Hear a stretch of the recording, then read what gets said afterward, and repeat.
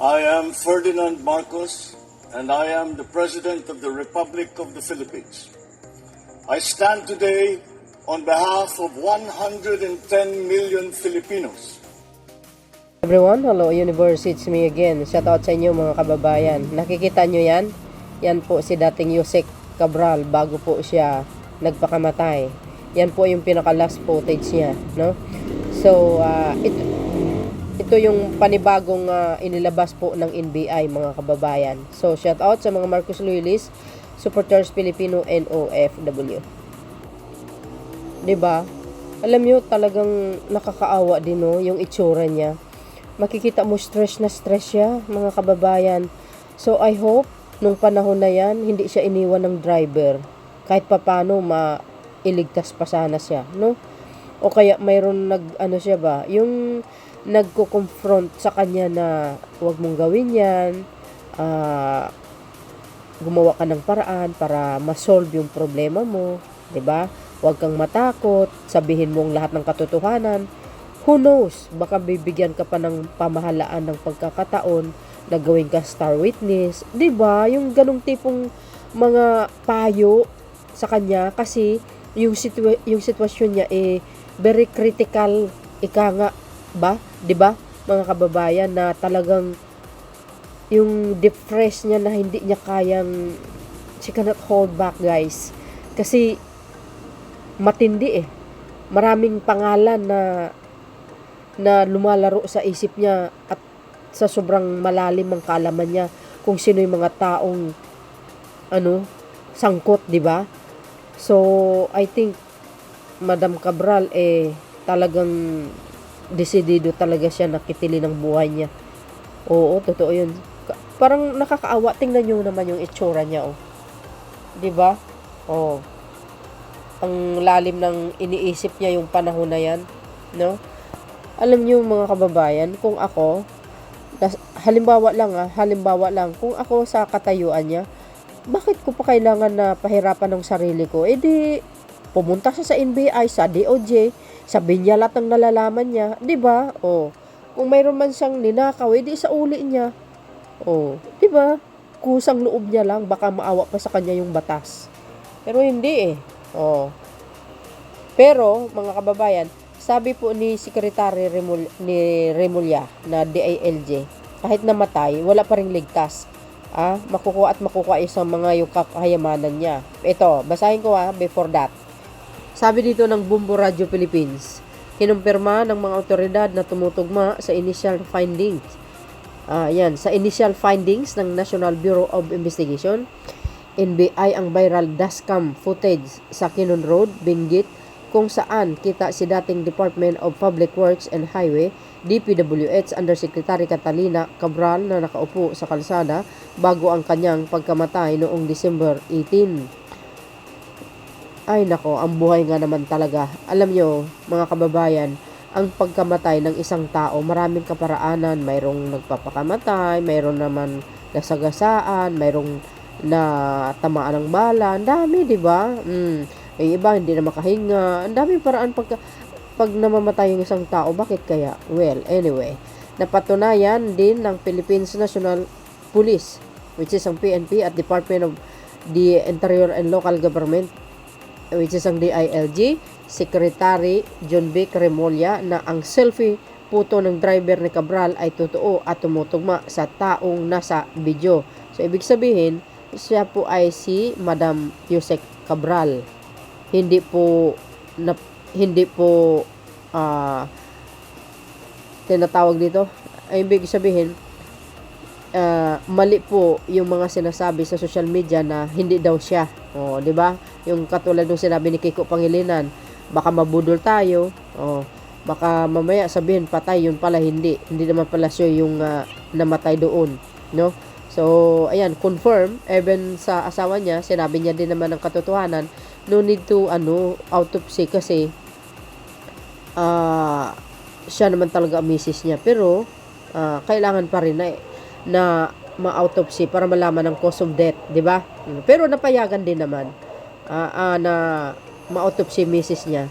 Ayun nga, suicide at walang foul play. Ayun, napatunayan din ng Philippine National Police which is ang PNP at Department of the Interior Government, DILG Secretary Mulyana, selfie photo driver ni Cabral ay totoo at tumutugma sa taong nasa video ay inulit lang. Ayon naman kay PNP Acting Chief Police Lieutenant General Jose Melancio Manarrates Jr., malinaw na ang pagkakakilanlan ng labi at nakatutok na raw ang PNP sa pag-iimbestiga kung ano ang tunay nangyayari sa dating DPWH opisyal. Siyempre, mas na investigasyon yan. Kailangan din, diba, para mabigyan ng hustisya din, if ever, na may foul play, no? So, abangan ng mga susunod na mga investigasyon.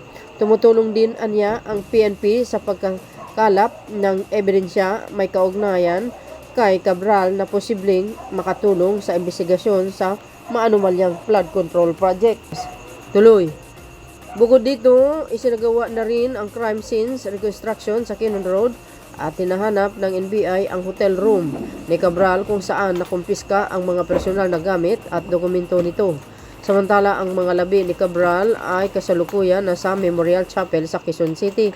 Well, mga kababayan, talagang ganyan ang buhay. Hindi natin mahawakan or tawag dito, mahadlangan kasi siguro balibaligtad mo man ang mundo, yan na po talaga ang kapalaran niya. 'Di ba? Yung kapalaran niya sa pamamaraan kung paano siya mamatay, no? Oh, ayan kasi learn and lesson yan sa mga tao. Well, kahit sabihin mo naman namatay ito, malaki din ang pagkakasala nito, guys. Kasi yung Ion Hotel, sabi nga natin, ay pag-aari niya, pero bininta niya kay Eric Yap. 'Di ba? Tapos, sabi po ni Secretary Remulla tungkol dito, ito yung sinabi ni Secretary Remulla, DILG Secretary John Vic Remulla, on Friday stressed that the government pursuit and accountability will continue even in the event of suspect death, underscoring that the justice cannot be derailed by such circumstances. Yun na nga, di ba? Hindi naman porke namatay yung tao, hindi mo nakukumpiskahan yung mga ari-arian niya. Hindi naman po pwede yun. Alalahanin po natin, nakaw pa rin yun, galing sa kabanang bayan. Remulla said, the passing of an individual does not halt investigation of effort to recover stolen public funds, emphasizing the state's commitment to holding all the responsibilities parties to account. Let me be clear. Ang pagkamatay ng isang tao ay hindi ibig sabihin itigil ang gulong ng hustisya. Hahabulin namin lahat ng nakaw na yaman, buhay o patay. Kung anumang mayroong ebidensya, kukunin pa rin ng gobyerno ang lahat ng hakbang ng kailangan para maibalik sa taong Pilipino ang pera. Ninakaw. That will not protect you. That will bring greater shame to your family, piece of to your child, according to Remulla. O yan o.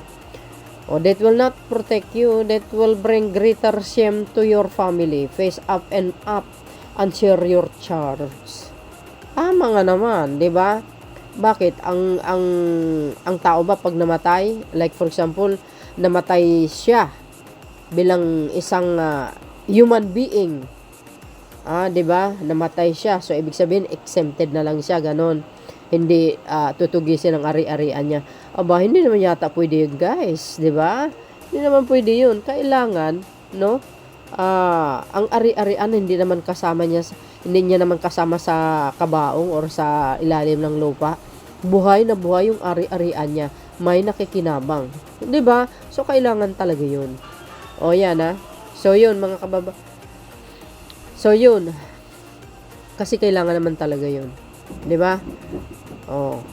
Ano po ang komento nyo dito, mga kababayan?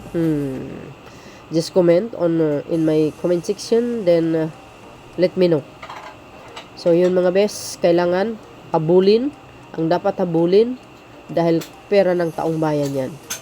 Kung may kasalanan man dito, siyempre si Jose Cabral ang may kasalanan, hindi po ang taong bayan, 'di ba? Sa umpisa pa lang alam niya na mali at labag sa batas yung ginagawa niya, pero ginagawa niya pa din. Kung ano man ang nangyari sa pagkamatay niya, well, masasabi natin, well, yun na naman siguro ang way, no? Na kung bagay, ang karma ay talagang hinahabol siya. Hindi na kaya ng depress niya Ika nga, hindi na kaya ng konsensya niya, na sobrang stress, sobrang depressed, dahil masyadong malaki ang kanyang ambag, ika nga, ang kanyang koneksyon sa mga bawat congressman. Biro niyo yun. So, ibig sabihin, magkakilala sila ni Eric Yap, kasi bininta niya nga kay Eric Yap yung kanyang pag-aaring hotel. Oh, di ba? Kasalanan niya yun eh. Walang sino mang sisihin dito, kundi siya. 'Di ba? Kaya siguro talaga siya nagpakamatay dahil alam niya maraming nai-involve na maari ding maisawalat ang katotohanan. At nasa listahan ito mga kababayan para po siya ay makulong. At actually makukulong naman talaga si Jose Cabral eh. 100% po 'yan. Totoo 'yun. Pero mga kababayan bago po siya namatay, pumunta po siya sa ombudsman.